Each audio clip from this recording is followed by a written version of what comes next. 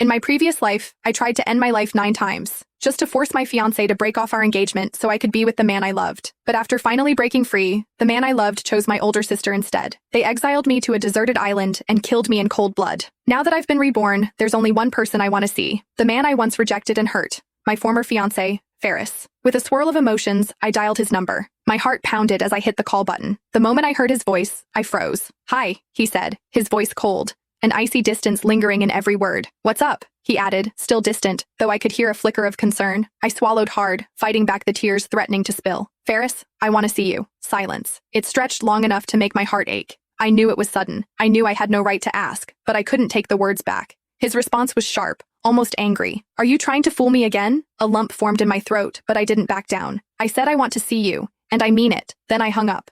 I couldn't bear to hear his rejection, to hear the cruel words that might follow. But even as I set the phone down, something stirred inside me. Courage. Ferris would come. I knew he would. And yet, when I glanced at Leonard's smiling photo on my phone, a deep ache bloomed in my chest. How could I have been so blind? I wanted to change, to undo everything, to stop making the same mistakes. Just as I was about to change the wallpaper, my phone rang again. It was Ferris. My heart skipped a beat. I answered, "Raina, wait for me. I'm coming now. I won't force you to marry me. Just please don't hurt yourself," he said, his voice urgent. His words hit me like a wave. The tears came. He still cared. After everything I put him through, he was still here, still willing to help, to love. How could I have been so stupid? "Okay," I whispered. "I'll wait for you."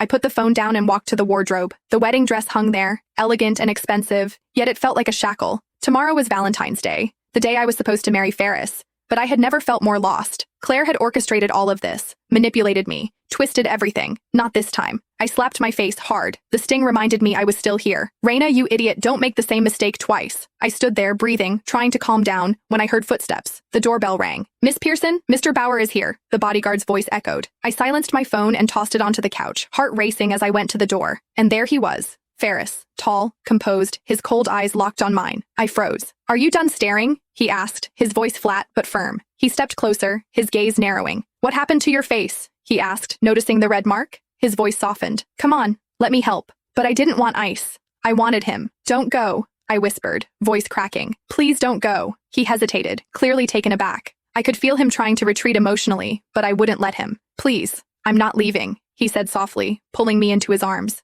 For the first time in forever, I felt safe. But safety wasn't enough. I couldn't just fall into his arms and pretend the past didn't exist. "I don't want to stay here," I whispered. He pulled back, eyes darkening. "You want to leave? To find Leonard, don't you?" I shook my head, panic rising. "No, it's not like that. I don't love him anymore. I don't want to get married here."